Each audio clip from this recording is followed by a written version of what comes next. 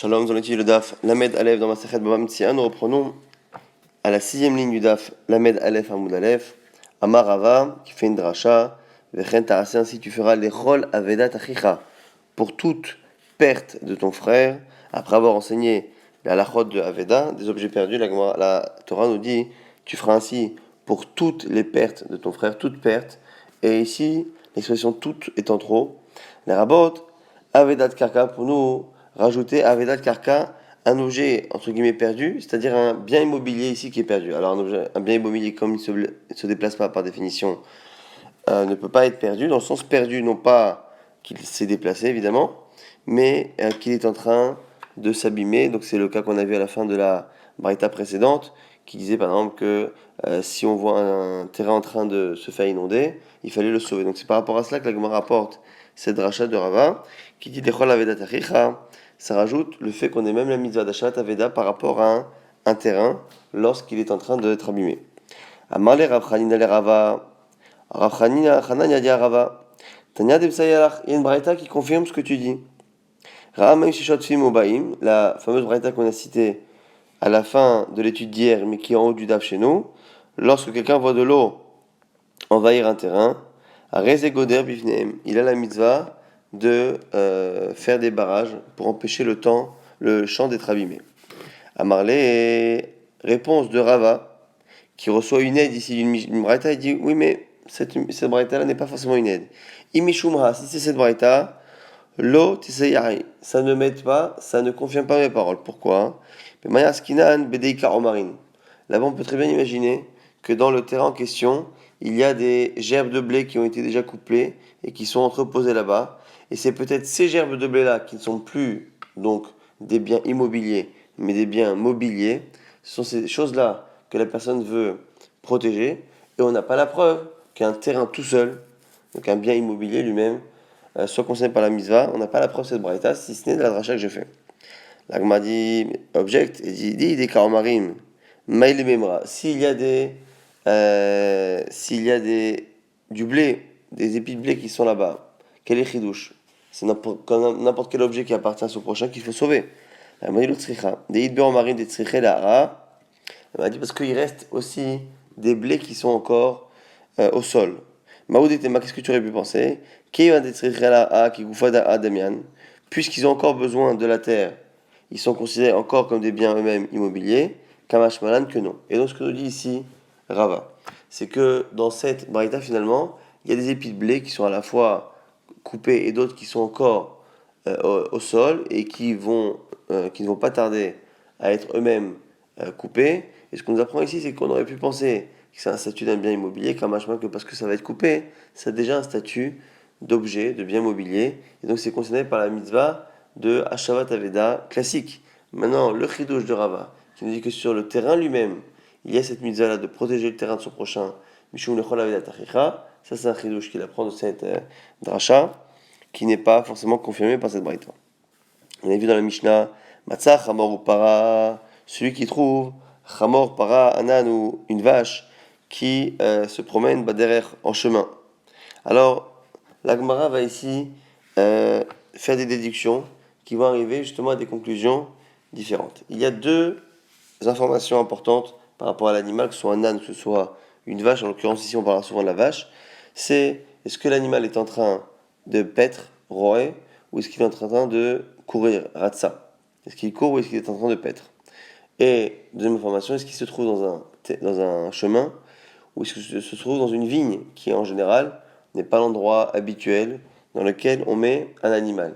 Et en fonction de son comportement, qu'il est en train de paître ou en train de courir, qu'il est dans une vigne ou pas, on va avoir plus de chances de penser que l'animal est perdu ou pas. En tout cas, ce que l'on voit, c'est que Hagufa Kasha, la Mishnah, si on fait des déductions, elle a de se contredire. Amart Matzachamo Pararoin Baderer, tu m'as dit au départ que si tu trouves un âne ou une vache en train de paître sur la route, Enzo Aveda, c'est pas une Aveda, donc en train de paître et sur la route, ce sont deux détails qui prouvent qu'a priori elle n'est pas perdue. Parce que paître, c'est ce que fait normalement l'animal, il est en train de brouter, et le chemin, c'est là aussi où on laisse les animaux. Donc du coup, moi je déduis qu'il faut absolument les deux conditions. Roim baderer, houdelaou aveda, c'est parce que l'animal est en train de brouter sur le chemin que c'est pas une aveda. Ah, ratsa baderer, veroim benakramim. Si par contre, il y a un des détails qui n'est pas là, c'est-à-dire que au lieu qu'il soit en train de brouter, il est en train de courir sur les routes, ou il est en train de brouter, mais non pas sur les routes, mais dans les vignes. Ratsa veroim benakramim. Ayaveda, c'est une Aveda. Donc, ce que déduit pour l'instant la Gemara, c'est que puisque on a dit que quand est-ce que c'était pas une perte qu'on devait rendre, lorsque on avait ces deux conditions, à la fois dans les terrains normaux, dans les chemins, et à la fois l'animal en train de brouter, ça sous-entend que dès qu'il y en a un des deux qui n'est pas là, il faut, oui, rendre l'animal. Maintenant, Emma Sefa, le problème c'est qu'à la fin on a dit dans la Mishnah, quand est-ce que c'est une Aveda? Chamo avec Kalavafouchin, para Ratsa ben Akramim. Un âne dont les kélim, les ustensiles au-dessus seront retournés, mais surtout la vache qui est en train de courir dans les vignes. Et courir dans les vignes, ce sont deux conditions opposées aux conditions du cas précédent. Et donc on a l'impression quoi? Que quand est-ce que c'est une Aveda? Lorsqu'il y a ces deux conditions. À la fois l'animal court, ce qui n'est pas normal, ce qui prouve qu'il est en train de s'enfuir, en tout cas ce qui pousse à penser que, et le fait qu'il soit dans les vignes, qui là aussi n'est pas un endroit habituel pour une vache. Donc à ce moment-là, raison Veda. Mais sous-entendu, s'il n'y a qu'un des deux, Rasavena Kramim ou Davia Veda, c'est quand il court dans les vignes que c'est Naveda. S'il n'y a qu'un des deux, Aratsavaderer Veroevena Kramim, s'il court dans les chemins ou qu'il broute dans les vignes, Enzo Veda, ce qui est exactement la déduction inverse, opposée de ce que l'on vient de faire du début de la Mishnah. Alors comment comprendre cette contradiction? La Gemara Diamar Abaye non Abaye, Yagid Alav Re'o. Alors Abaye cite un verset qui est souvent utilisé pour dire que l'un va apprendre de l'autre. Yagid Alav Re'o, son ami parlera pour lui sur lui. C'est-à-dire, Tna, dans la Mishnah on dit quoi? Ro'a Baderer, Delovia Aveda, Ve'uadin Ro'a Ben Akramim. Réellement, lorsqu'on a dit que lorsque l'animal est en train de brouter dans les chemins, c'est pas une aveda, c'est pareil si l'animal est en train de brouter dans la vigne. Et à la fin, lorsqu'on a dit Tanar Atsavenak Ramim, d'ailleurs, lorsqu'on a dit que lorsque l'animal court dans les vignes, c'est une perte, ou Adin, le Ratsa, les Ratsa derrière, pareil, si c'est dans les vignes, si l'animal court, je veux dire, mais pas dans les vignes, cette fois dans les champs. Donc ce qu'on est en train de dire ici selon Abaye, c'est que finalement, ce qu'il faut déduire, c'est ce que l'animal est en train de brouter ou en train de courir. Et en fait, après les détails qu'on a dit la première fois en chemin, la seconde fois dans les vignes, c'est un détail qui n'est pas finalement important. La seule chose qui est importante, c'est le comportement de l'animal. Tant que l'animal est en train de brouter, où qu'il soit, on considère qu'il n'est pas perdu. Si l'animal est en train de courir, où qu'il soit, on considère qu'il est perdu. Ça, c'est comme ça que répond Abaye, avec ce principe de Yagid Alavreo, que finalement, à chaque fois, les deux cas intermédiaires qu'on a voulu déduire, chacun ressemblera à son ami, entre guillemets. Le cas où l'animal est en train de brouter ailleurs que sur un chemin, on dira que c'est comme le premier cas du chemin. Et le cas où l'animal est en train de courir, non pas dans les vignes, mais dans un chemin, on le fera ressembler à celui de la Mishnah, le cas de la fin. Donc, c'est ainsi que l'on a partagé les deux cas intermédiaires dans les deux catégories, la première et la seconde. Malher Rava n'est pas d'accord. Il dit Litnekita. Si réellement on avait voulu dire ça, c'est-à-dire qu'on avait voulu enseigner deux cas pour en comprendre quatre, et que la Mishnah avait compté sur le fait que chaque cas allait finalement amener et expliquer son prochain.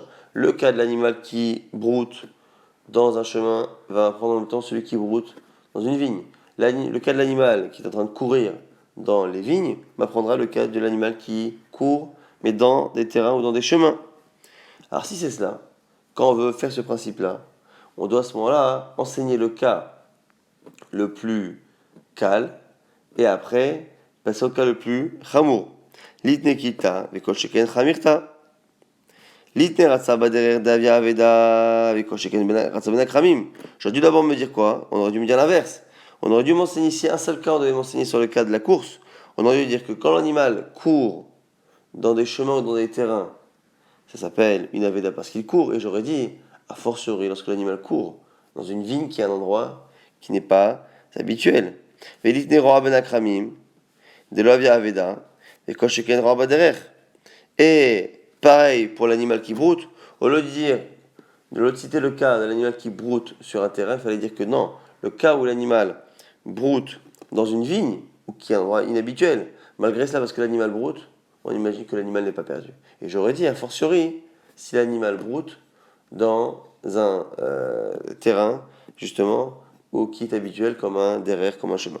Et donc, du coup, c'est pour ça que Rava réfute l'explication d'Abaye, parce que même si la déduction est bonne, le derrière, l'habitude de la Mishnah, et dans ces cas-là, d'enseigner le cas le moins évident pour pouvoir après déduire les autres cas qui le sont plus. Et là, Rava expliquera la contradiction différemment. Ratsa, lokashia. Il n'y a pas de contradiction entre les deux déductions que l'on a sur les cas justement de Ratsa à Ratsa. Effectivement, on a dit qu'on a l'impression finalement que lorsque l'animal court, non pas dans une vigne, mais dans un terrain, on a l'impression finalement qu'une fois on dit oui, une fois on dit non. Si on déduit du début, on déduit de la fin, on n'a pas les mêmes informations. Et pareil, on a dit sur le fait que l'animal soit en train de paître dans une vigne, là aussi, on a deux déductions opposées. Alors, ratsa, les deux cas où l'animal court et on a une contradiction, lokashia, c'est pas une contradiction.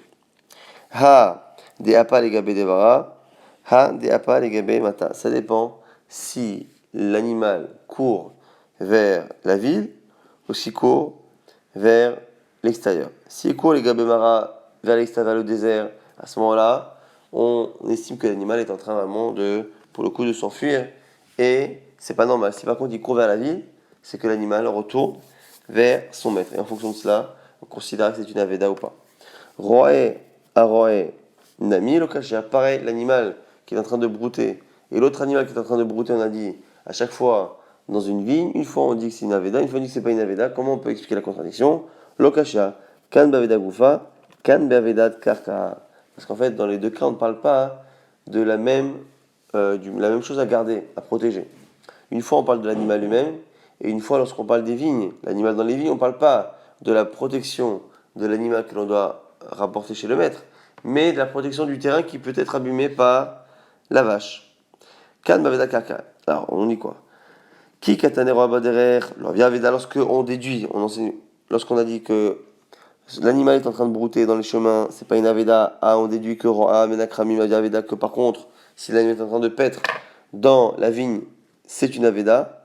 Mais aveda car quand on parle du terrain, on n'est pas en train de dire qu'un animal qui est en train de brouter dans une vigne, c'est que l'animal est en train de se perdre et qu'il faut le rendre. C'est par contre le terrain, la vigne, qui est en train d'être éventuellement broutée par la vache, est en danger. Et lorsqu'on enseignait que lorsqu'un animal court dans les vignes, c'est une aveda, machma que s'il ne fait que brouter là-bas, c'est pas une aveda, mais aveda goufa, on parle de l'animal lui-même. Daratsa venakramim misakva, parce que lorsque la vache est en train de courir dans les vignes, elle peut se faire mal, elle peut s'écorcher avec les vignes. Veroy venakramim lo misakva, alors que l'animal qui est en train de brouter dans la vigne ne se fait pas mal. Ça, c'est la réponse finalement de Rava. La Gemara dit object, Veroy venakramim. Attends, c'est vrai qu'on a dit que dans le cas où l'animal est en train de brouter dans les vignes, par rapport à l'animal, il n'y a pas de danger. Mais on devrait au moins enlever l'animal par rapport au propriétaire du terrain, puisque tu es en train de dire que quand il n'y a pas l'un, il y a l'autre. On m'a dit des koutis. On dit alors c'est un cas où le terrain appartient à un kouti, appartient à un goy. On m'a dit maintenant ici c'est un goy. Le goy, quand il va voir qu'il y a une vache qui est en train d'abîmer son terrain, que ce soit la vache d'un juif ou pas, il va arriver, il va tuer la vache. Les typos clés, Mishuma Vedat Goufa, les Dilma Katlula. On m'a dit, attends, alors si ça, on devrait avoir peur pour la vache. Non pas que la vache se fasse mal dans la vigne, puisqu'elle n'est pas en train d'y courir, et donc elle ne se fait pas mal, mais parce que le propriétaire de la vigne, c'est un goy, il va les tirer dessus, il va la tuer. On m'a dit d'être à Bede Matrou, Veadar Katlou. On m'a dit parce qu'on parle d'une époque et d'une région où les gens ne tuaient pas les animaux comme ça, ils prévenaient les propriétaires avant de tuer l'animal. On m'a dit, Vedilma Atrouba, ah, peut-être que le goy a déjà prévenu le juif, et l'autre, il a laissé son animal. Et on va dire, si c'est ça, la personne ne souhaite pas récupérer son animal. Celui qui est prévenu que son animal va être tué et qui le laisse, ça s'appelle qu'il a abandonné son animal. On m'a dit, Yachri, si ça, Yatrouba, hein. Lo Isarouba, et il ne fait rien. On va dire, Vedat Midarati, ça s'appelle que la personne perd son objet ou son animal de manière consciente, et il n'y a rien à faire Pour lui, donc c'est comme ça qu'on a expliqué la contradiction qu'il y avait entre les cas où l'animal courait et qu'on disait justement parfois que ça s'appelait que c'était une aveda et parfois non, et lorsque l'animal est en train de brouter dans une vigne, qu'une fois on disait oui, une fois on disait non, ça dépend. Encore une fois, si l'animal court vers la ville ou vers l'extérieur, et donc ça, une fois ça va montrer qu'il est en train de s'enfuir, une fois qu'il est en train de revenir chez son maître, et dans la vigne, lorsque l'animal est calme, entre guillemets, est en train de brouter, quand est-ce qu'on dit que c'est une aveda? Pour l'animal, ce sera jamais une aveda, mais pour le terrain, éventuellement, c'est pour ça qu'on a finalement deux chilukim dans la Mishnah. La Gemara maintenant nous explique la fin de la Mishnah. Chazira ou vacha, on a dit dans la Mishnah, quelqu'un qui apporte un animal qui s'est enfui une première fois, qui se renfui une seconde fois, doit à chaque fois le ramener, sans exception. On l'a dit Hachem Teshivem, parce que la Torah, lorsqu'elle nous dit de ramener ou de rapporter les objets de son prochain, c'est marqué à double reprise. Hachem Teshivem, rendra, tu rendras. Et donc c'est la raison pour laquelle on doit le rendre même à plusieurs reprises. La Gmadia Malewa, Aomer Abanane Rava, il y a un sage qui a posé la question à Rava. Il lui a dit Eim Hashev Chadazimna, Teshivem Trezimne. Il pose une question, il dit pourquoi on ne s'est pas contenté de dire qu'on doit rapporter l'animal, ramener l'animal deux fois. Pourquoi Hashev c'est marqué une fois, Teshivem deux fois. De là on voit qu'on a la mitzvah deux fois. Réponse de Rava, Malé, t'as pas compris. Hashev Afilume Apeami Mashma. Rava Kaniri comprend un peu différemment de la Mishnah, il dit non, on n'a même pas besoin des deux expressions pour apprendre qu'on le fait à l'infini. Achève, quand on dit de rapporter ou de ramener l'animal, il n'y a pas de limite. Et on ne regarde pas le fait que l'animal lui-même se soit enfui plusieurs fois et ait été ramené plusieurs fois, donc se soit enfui plusieurs fois, ça ne change rien. À partir du moment où la mise se présente d'avoir à ramener un animal, il faut ramener l'animal. Ah, Teshivem, pourquoi avoir ajouté Teshivem? Et ni là les bétos, les guinato ou le chobato, minaï. J'aurais pu penser que je ne dois ramener l'animal que dans la maison de la personne, mais pas dans d'autres terrains qui lui appartiennent, son jardin, un endroit qui est abandonné. Temouloma teshivem mikol makom. Dès que tu le rentres dans une propriété de la personne, tu as fait la mitzvah. Il m'a dit mais je comprends pas. In demintera, si l'endroit qui appartient à la personne est protégé, et donc l'animal sera protégé. C'est évident, ça s'appelle sa maison. Pshita. Idol minatra, si par contre l'endroit n'est pas protégé. Amai, comment puis-je faire la mitzvah si je lui laisse son animal dans une maison à lui qui est abandonnée, qui n'est pas protégée, où l'animal va s'enfuir ou va mourir de faim? Il m'a dit alors là, minatra. Non, parle d'un cas où l'animal est protégé. Et Akamashmala, tu m'as dit que c'est évident. Le chidouche, c'est quoi? De l'obeinan, d'ad be'alim. C'est qu'on n'a pas besoin de la connaissance d'informer le propriétaire. C'est-à-dire que le propriétaire n'est pas présent, on arrive dans sa maison, dans son jardin, dans sa khourba, on pose l'animal, tant que l'animal est protégé là, et qu'il finira par savoir, j'ai fait ma mitzvah, à partir du moment où je l'ai déposé, non pas au moment où le propriétaire est au courant. Des Rabbi Lazar, comme dit Rabbi Lazar, d'Amar, à Kol Tsechim Da'at Be'anim. En général, lorsqu'on a la mitzvah de rendre un objet, on doit toujours s'arranger pour que le propriétaire soit au courant au moment où on rend l'objet. Chutz Meshavet Aveda, sauf celui qui rend un objet perdu. Shatora Ribeta Shaotar, parce que la Torah l'a répété plusieurs fois. Hachef Teshivem, rend-le, pour nous apprendre que contrairement à celui qui vole un objet ou celui qui a des mitzvahs de rendre un objet qu'il a gardé, celui qui rend un objet qu'il a trouvé peut le rendre même si la personne n'est pas au courant, tant que l'objet rendu est rendu dans des conditions où il continuera d'être protégé. Maintenant, passage. La Gemara, quasiment jusqu'à la fin du DAF, va étudier tous les passages de la Torah lorsqu'elle donne un ordre. Fait une répétition, les maîtres ont dit Achef Teshivem, rendra, tu rendras. Shaler Teshalach, renverra, tu renverras. Imchavol Tarbol, etc. On verra à plusieurs reprises, dans beaucoup de sujets, la Torah a répété, même si au niveau du Pshat, c'est la manière de parler en hébreu, de parfois renforcer une action en répétant le verbe à deux reprises, mais tout de même, puisque ce n'est pas nécessaire, et que on est dans des halachot, tout de même, à chaque fois on va chercher à déduire des halachot, sauf dans certains cas où on sera contraint de dire que d'Ibra Torah, quelque chose de bénadam, que la Torah a parlé comme le langage parlé des hommes, mais en général on cherchera à chaque fois une halacha. Alors ici, chez la mitzvah, lorsque l'on veut prendre les œufs ou les oisillons d'un oiseau, de renvoyer la mère avant de les prendre justement. Shaler teshalach, renverra, tu renverras. Pourquoi c'est marqué deux reprises? Et ma shaler hadazimna On propose encore pareil, c'est toujours le même rab qui dit on n'a qu'à dire que finalement on a la mitzvah de renvoyer que 2 fois. Une fois on la renvoie, si elle revient, on la renvoie une deuxième fois et après c'est fini. Amalé va répondre non, Shalach mashma, non, non. Lorsque la Torah te donne un ordre une fois, ça vaut pour 100 fois. T'es Shalach, la deuxième fois on l'écrit, Eni la ledvar reshut, ledvar mizaminain, c'est pour t'apprendre que non seulement tu as l'obligation de renvoyer la mère lorsque tu veux les œufs ou les oiseaux pour toi, pour quelque chose d'autorisé, reshut, mais quand c'est pour une mitzvah, pour un korban, tu peux penser qu'on n'a même pas l'obligation de renvoyer la mère, Kamash Malat Amuloma, Tashalach, Mikol Makom, pour te dire que dans tous les cas, tu as l'obligation de renvoyer la mère.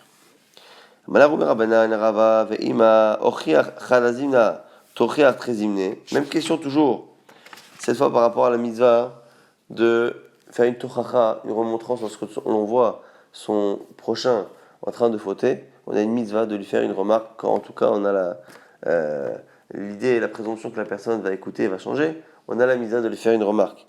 Et ici c'est marqué à 2 reprises. Peut-être que là aussi je lui dis une fois, il ne m'écoute pas, 2 fois, il ne m'écoute pas, après peut-être que j'arrête. Ah bah non. Non, même s'il fait 100 fois une faute, il faut lui faire une remarque. Simplement, Tochiach, pourquoi avoir répété Tochiach Eni et la Rav les Talmid? J'aurais pu penser qu'il n'y a que le maître qui fait une remontrance à son élève, ce qui est le plus logique. Talmid et Rav, qui me dit, qui m'apprend que lorsque c'est le maître qui faute, que l'élève peut lui faire une Tochacha, doit lui faire une Tochacha, Tamlomar Ocher Tochiach, mais comme dans tous les cas de figure. Azov Tarazov Aimo. On a dit que on reprend un sujet qui a été abordé hier rapidement et qui va être encore plus abordé maintenant. Azov Tarazov Aimo, lorsque l'on voit un animal qui est en train de crouler sous une charge, on a la mitzvah d'aider, de soulever justement le poids de l'animal, le joug pour justement essayer d'aider l'animal à ne pas souffrir à cause de ce poids. Azov Tarazov Aimo, il faut justement que tu ailles aider et relever le poids qui est sur l'animal. J'aurais pu penser que Azot Azovaimo, ça parle par rapport au propriétaire, tu dois l'aider, tu dois porter, lever avec lui. On aurait pu penser que la mise n'existe que si le propriétaire de l'animal l'aide. Si il n'aide pas, d'où je sais qu'on a la mise Mikol Makom, Azot Azovaimo, Mikol Makom, de l'envoi que finalement, Mikol Makom, quel que soit le cas de figure, même si le propriétaire n'est pas présent ou ne peut pas aider, on a la mise à nous-mêmes d'aider. Maintenant, Akem Takim Aimo, cette fois, c'est plus un animal qui croule sous la charge, c'est un homme qui aimerait charger son animal avec des poids, mais il n'arrive pas. Et là, on doit aider la personne à soulever le poids pour le poser sur l'animal. C'est pas parce que l'animal croule sous une charge, parce qu'il n'a pas encore la charge sur lui, mais c'est pour aider la personne à charger son animal. Hakem Takim Aimo, on a la misa, on dit de Hakem Takim Aimo de soulever avec lui. Et là aussi, j'aurais pu penser qu'il n'y a que lorsque le propriétaire est présent. Je sais lorsque le propriétaire n'est pas là, qu'on a aussi la mitzvah. Tamuloma, la Torah dit Hakem Takim, on répète. Hakem Takim, Mikol Makom, dans tous les cas de figure. La Gemara se demande pourquoi, dans 2 mitzvot similaires, soulever le poids d'un animal qui croule sous la charge, ou soulever le poids pour charger un animal, pourquoi dans les 2 cas on a besoin de dire que, en présence ou pas du propriétaire, la mitzvah existe? On dit Prika, Alterina. Pourquoi avoir enseigné sur les 2 cas, Teina et Prika? Ma réponse, on a besoin des deux. Si je t'ai enseigné que le cas de l'animal qui croule sous la charge, j'aurais pensé que là-bas c'est particulier, parce que il y a à la fois une perte pour la personne, parce que l'animal va mourir, et une souffrance pour l'animal. L'animal souffre et il risque de mourir. Et donc j'aurais dit que là-bas, il y a 2 raisons pour lesquelles on doit aider, même si le propriétaire n'est pas là ou n'aide pas. Parce que l'animal est en train de souffrir, c'est assourd de laisser un animal souffrir, et en plus, le propriétaire va perdre de l'argent si l'animal meurt. Mais si on voit quelqu'un ne pas réussir à charger son animal, et finalement ça ne fait souffrir ni l'animal, ni ça occasionne de perte au propriétaire, j'aurais pu penser que je n'ai pas la mise à de le faire sans la présence, sans l'aide du propriétaire, et malo, vashmainan, teina. Et si je t'ai enseigné que le cas de celui qu'on doit aider à charger l'animal, mishum de bisrar, aval prika de bechinam, et malo. Je dis là-bas c'est spécial où tu dois le faire, même sans l'aide de la personne, c'est parce que là, après, à la fin, tu seras rémunéré. La Gemara ici pense, comme les Tanaïm qui disent, que lorsqu'on dit d'aider quelqu'un à charger, à la fin, on sera récompensé pour ce travail. La Gemara dit oui, mais ça, c'est pas valable sur tout le monde. Le Rabbi Shimon Dama, Avtaina Bechinam, et selon Rabbi Shimon qui pense que Taina, c'est comme Prika, c'est fait gratuitement. Mais quelle est marque, qu'est-ce qu'on dit? Le Rabbi Shimon, l'homme Saïme, Krae, selon Rabbi Shimon, à ce moment-là, effectivement, on ne comprend pas tellement bien ces psukim. La Gemara dit la malé limirtav, ane tarte, et la malé limirtav, aveda. La Gemara dit mais pourquoi avoir écrit ces deux, Taina ou Prika, donc soulager un animal qui croule sous la charge et aider quelqu'un à charger un animal, et pourquoi avoir enseigné aussi dans Aveda, dans Aveda, dans l'objet perdu, pourquoi avoir enseigné finalement que dans tous les cas, on doit aider. Finalement, la Aveda, le propriétaire n'est pas là, et je dois aider, entre guillemets, ses biens et les protéger. Donc si déjà je vois dans Aveda, ça devrait être pareil dans Taina et dans Prika. On va dire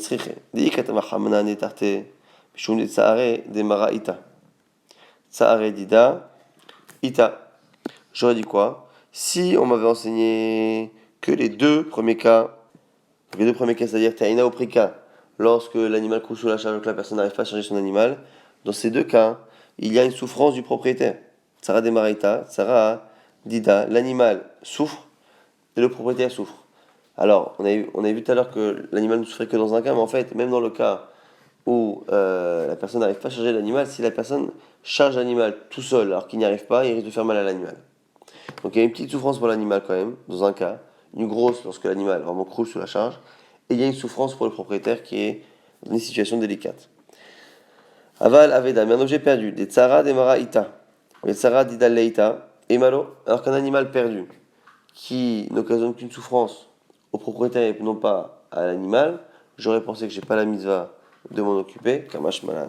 Yashmain Aveda, si j'ai enseigné que le cas d'Aveda, Shum de leita le mara bahada, j'aurais dit, c'est parce que là-bas, le propriétaire n'est pas là. Aval anetarte de ita le mara bahada, et imalo sricha, mais si je t'avais enseigné que ce cas, j'aurais dit, voilà, comme le cas de l'Aveda, l'objet perdu, par définition, le propriétaire n'est pas là. C'est pour ça que je dois m'en occuper sans lui. Et peut-être que lorsque je dois l'aider à remettre la charge sur un animal ou à soulager un animal, peut-être que là, comme il est présent, je n'ai pas la mise à de le faire s'il ne m'aide pas, comme Hashman finalement. Donc c'est pour ça qu'on a eu besoin d'enseigner dans les trois cas, à la fois Veda, à la fois Taina, à la fois Prika, parce que dans chaque cas, il y a des choses qu'il n'y a pas chez l'autre, et on a besoin finalement d'apprendre qu'à chaque fois, avec ou sans l'aide du propriétaire, on a la mise à de s'occuper de la situation. Autre exemple, avec à chaque fois une redondance dans la Torah, Mot yumat amake, celui qui tue quelqu'un, c'est marqué Mot yumat, mourra. Il mourra, c'est marqué deux fois, il mourra, celui qui a frappé. En ni ela bemita aketuvabo. Pourquoi on a eu besoin des deux? C'est parce que j'aurais pu penser qu'on ne peut le mettre à mort que avec le seif, avec la lame, comme c'est normalement réservé aux assassins. D'où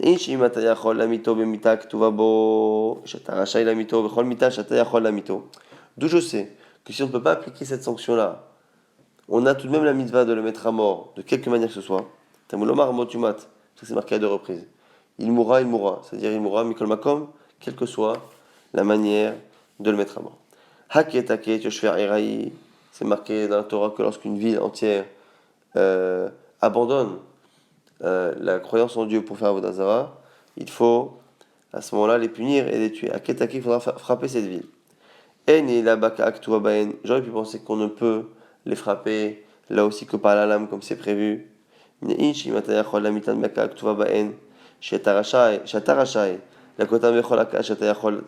je sais que si on ne peut pas appliquer la sanction prévue, on doit quoi qu'il arrive les frapper de quelque manière que ce soit. Tamulomar c'est marqué haketake. Frapperas, tu frapperas, pour dire que quoi qu'il arrive, Mikol Makom, quelle que soit la manière. Hachev, Tashiv, Lo et Avot. On a dit dans la Torah, lorsque quelqu'un prête, prête de l'argent et prend en contrepartie un gage. Et ce gage-là peut être une couverture, peut être un manteau. La Torah nous dit que si tu gardes ce gage, il faut que tu le rendes dans les moments où la personne a besoin. Si c'est une couverture, tu rendras Kewa Shemesh la nuit, le soleil couchant. Si c'est un manteau, et il en a besoin la journée, tu lui rendras la journée, au moment de son utilisation, et tu le reprendras après, au moment où il n'en a pas besoin. Achète Ashilo et Taravot. Donc on dit justement de rendre ici le vêtement. Eni et la Mishkono Bershut Bedin. Mishkeno, Shelo Bershut Bedin. J'aurais pu penser que cette obligation de rendre n'existe que lorsque la personne a pris ce mashkon, a pris ce gage devant un Bedin. S'il n'y a pas eu de Bedin présent à ce moment-là, je sais, Tamuloma, Hachef Tashiv, tu rendras, Mikol Makom, tu le rends quoi qu'il arrive, quelle que soit la situation qu'il y avait au moment où tu as pris le mashkon. Im halbol, chabol tasamat recha, adbo hashemesh, teshivenu lo. On a dit justement que si tu lui prends un vêtement de nuit, tu dois le rendre à la tombée de la nuit. Eni et la mishkeno bershut, pareil, j'aurais pu penser que c'est que lorsque la personne a emprunté et a donné le gage devant un bedin, mishkeno shel bershut bedin, minaïd je sais, tamuloma, habol tahbol, mikol makom, quoi qu'il arrive, tu devras à ce moment-là lui rendre. Anetre krae la mali. L'agma se pose la question pourquoi avoir eu besoin de répéter dans deux cas de figure de mashkon qu'il faut le rendre. L'agma a dit Chalik Soutyon, Chalik Sout Laila, un pour nous parler d'un habit de jour, l'autre pour nous parler d'un habit de nuit. Kif à toi, tifta arrêté de chalo, lorsque maintenant on nous parle de la misère de tzedaka, tu ouvriras ta main aux pauvres. Eni la la'aniya irecha, la'aniye iracheret minayin. J'aurais pu penser qu'il n'y a qu'avec les pauvres de ma ville, d'où je sais que même les pauvres de l'extérieur, je dois le faire. Tamuloma, pator tiftar, tu ouvriras, mikol makom dans tous les cas de figure pour tous les types de pauvres. Nathan titen, pareil pour la misère de tzedaka, c'est marqué qu'il faudra donner aux pauvres des marsoro, ce dont il a besoin. Eni ela matana meruba, matana moetet minain. J'aurais pu penser que la misère de tzedaka n'existe que pour une somme relativement importante. Pourquoi? Parce que là-bas c'est marqué dans le verset il ne faudra pas que ton cœur ait de la peine de donner, ce qui sous-entend que le don est important. Donc n'aie pas de la peine, on aurait pu penser que ça ne concerne que les cas où le don est important, même lorsque le cas est petit, on a la misère de tzedaka. Tamuloma, natan titen, donneras, tu donneras. Mikol makom, tu dois donner la tzedaka, petite ou grande. Hanek ta'aniklo, c'est marqué au sujet du serviteur juif qui est libéré au bout de 6 ans. On ne doit pas le laisser partir les mains vides. On doit lui donner. Anek ta'anik lo donnera, tu lui donneras quelque chose. Et ni la shinvarech habayit biglalo. J'aurais pu penser qu'on ne le récompense que lorsque il a apporté une plus-value, que la maison s'est embellie, que la parnassa a fluctué pendant cette période, qu'il a apporté quelque chose. J'aurais pu penser que c'est que dans ce cas-là qu'on lui donne quelque chose. L'onit barech habayit biglalo minayin. D'où je sais que même si finalement il n'a rien apporté pendant ces années-là, Tamuloma, Anek Tanik, Mikol Makom, là aussi on nous répète, tu lui donneras, pour dire que quoi qu'il arrive, tu lui donneras quelque chose. On m'a dit, mais le problème c'est que certains ne sont pas d'accord. Ou Rabbi Lazar, Ben Lazar Yadama, Nidbarech Habayit Biglalo Manikim Lo, Nidbarech Habayit Biglalo En Manikim. Selon lui qui dit que si il a apporté la bracha, on lui donne, sinon, non. Alors pourquoi avoir répété Ta'anik Lamali, pourquoi avoir répété Anek Ta'anik? On m'a dit, Dibra Torah Kishon Ben Adam. La Torah, elle a parlé le langage des hommes, et donc on n'est pas contraint de trouver forcément une halakha à partir de cette répétition. Maintenant, la Gemara reprend notre verset par cette fois de la misa de prêter. Avet avitino des marsoro, tu lui prêteras, tu lui donneras des marsoro, ce dont il a besoin. En en. J'aurais pu penser que ça ne concerne que celui qui n'a pas de quoi manger. Venorot selit panes minazaka, il ne veut pas mendier. C'est pour ça que la Torah a dit donne-lui en tant que prêt. Maintenant, celui qui fonctionne un peu bizarrement, qui a l'argent, mais il ne veut pas le dépenser. Et il ne veut pas non plus demander la tzedaka, évidemment. Minaïdou, je sais qu'on a quand même la misère de lui prêter. Tamouloma, t'as invité nous, Mikol Makom. Marqué prêtera, tu prêteras, de toutes les manières, de toutes les cas de figure. Rabbi Shimon d'Amar Yeshlo, Venoroselit Panes, Eniskakinlo.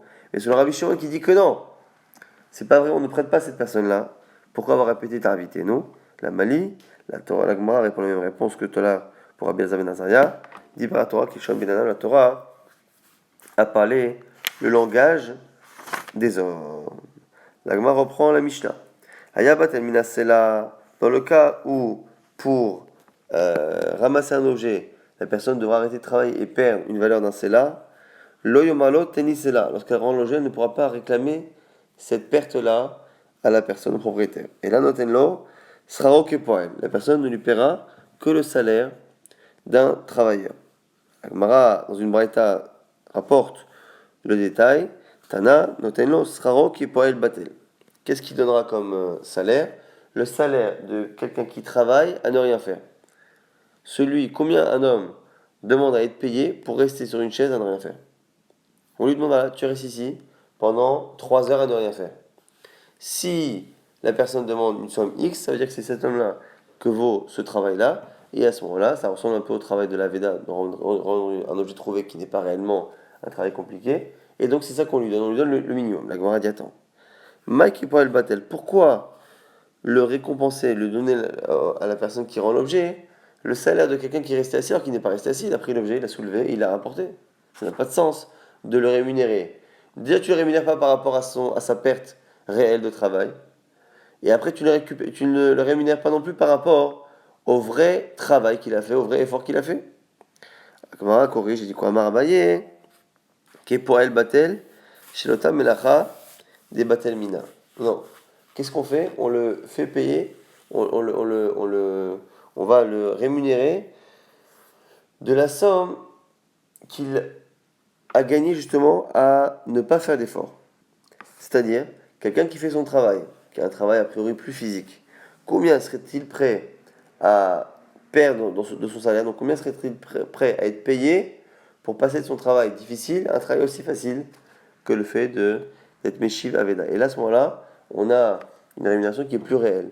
Combien une personne qui fait son métier demande pour faire un travail aussi facile que faire Meshiv Aveda? Et à ce moment-là, on le rémunère en fonction de ça, s'il correspond à la fois à sa réalité de travailleur et à la fois du travail qu'il a fait. Alors c'est assez rapide finalement de résumer ce qu'on a vu dans ce DAF. On a vu que on apprenait que à la fois un objet mais à la fois un bien immobilier était concerné par la mise d'achat de protection. On a vu que en fonction, lorsque l'animal est en train de courir, ou l'animal se situe dans une vigne, si l'animal ne bouge pas, on s'inquiète pour la vigne, et donc on a une misère de protéger la vigne. Si l'animal court, on a aussi la misère de protéger l'animal qui peut être blessé. Et en général, lorsqu'un animal court dans un terrain normal, s'il court vers la ville, on se dit qu'il retourne vers son maître et qu'on n'a pas l'obligation de le ramener. Si par contre il court vers l'extérieur, on a l'obligation de la ramener. Et on avait vu que la Torah avait fait une répétition. À Chef Teshivem, au départ on pensait que c'était pour dire qu'il fallait le rendre même à plusieurs reprises, mais Rava lui avait l'air de dire que c'est plus que ça. Parce que finalement, selon Rava, dès qu'on dit une fois un verbe, ça veut dire qu'on le fait à plusieurs reprises. Pourquoi avoir répété finalement Hachev Teshivem? C'est pour nous dire qu'on doit le rendre à n'importe quel endroit qui appartient à la personne et que le propriétaire n'a pas besoin d'être au courant. Au moment où on lui rend, c'est la seule Aveda qui n'a pas besoin de la connaissance du propriétaire au moment où on la rend. Et la Gemara avait rapporté au passage plusieurs halachot par rapport à plusieurs sujets. Pourquoi avoir répété à chaque fois? Pour nous apprendre finalement que soit pour un reshoot pour nous ou pour une mitzvah, on a l'obligation de renvoyer la mère d'une volaille avant de prendre les bébés ou les œufs. On a vu également que on a l'obligation de soulager un animal qui croule sous la charge ou d'aider quelqu'un à charger l'animal, que le propriétaire nous aide ou pas. Ça aussi on apprenait à chaque fois de la répétition. On a vu également que la répétition pour la mise à mort d'un meurtrier montrait qu'on devait tuer de quelque manière que ce soit finalement. Pareil pour la ville qui faisait Avodah Zara, si on ne pouvait pas appliquer la sanction habituelle, on devait les frapper de quelque manière que ce soit.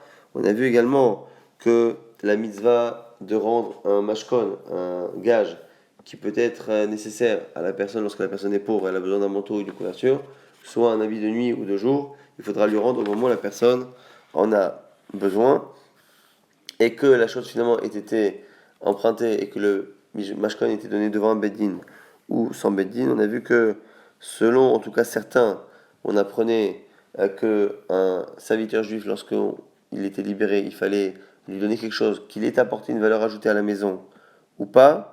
On a vu également que selon certains, les Tanaïm qui ne sont pas comme Rabbi Shimon, on pense également que la mise à de prêter doit être faite par la répétition justement qui est marquée, doit être faite à la fois celui qui a besoin et à la fois celui qui n'a pas réellement besoin. Et à la fin, on était resté sur l'explication de la Mishnah qui dit que lorsque quelqu'un perd beaucoup d'argent, enfin pas mal d'argent par rapport à son travail pour faire cette mise à de Hashavat Aveda, on ne lui paye pas la perte réelle, mais on lui paye la valeur que quelqu'un qui fait son métier, qui est en général un métier physique, qui fait son métier, serait capable d'accepter comme salaire pour faire un travail aussi facile que celui de ramasser un objet et de le transporter. Et donc c'est la raison pour laquelle on lui paye justement cette valeur de srar batel d'un travail de quelqu'un qui ne se fatigue pas par rapport au travail qu'il faisait précédemment.